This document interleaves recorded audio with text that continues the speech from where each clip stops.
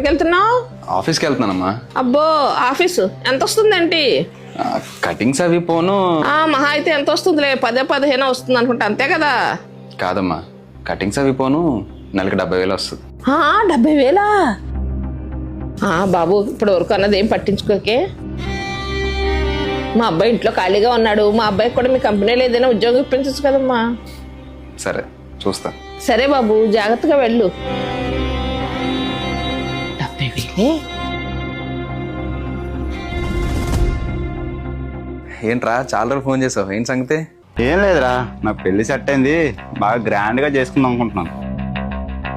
అంత రిచ్ పెళ్లికి రావడానికి నీ స్థాయి సరిపోదులే కానీ ఏదో స్కూల్ ఫ్రెండే కదని పిలుస్తున్నాను. నువ్వు మీ ఆవిడ కలిసి వచ్చేయండి, సరేనా? సరే. ఎందుకు ఎక్కడ ఉంటున్నావు? ఇక్కడే విశాలాక్షి నగర్లో గేటెడ్ కమ్యూనిటీ ఉంది కదా, అక్కడే ఉంటున్నాను. విశాలాక్షి నగర్లో గేటెడ్ కమ్యూనిటీలోనా? అవును. రెంట్ ఎంతరా? రెంట్ ఏంట్రా, ఇక నా ఓన్ ఫ్లాట్ అది. విశాలాక్షి నగర్లో ఓన్ హౌసా? అవును, ఏమైంది? అరే బాబా, నీకు ఇలా కాదురా, డైరెక్ట్ ఇంటికి వచ్చి పెళ్ళికి చెప్తాను. సరే. అరే ఎందా మాట్లాడింది ఏం పట్టించుకోకే.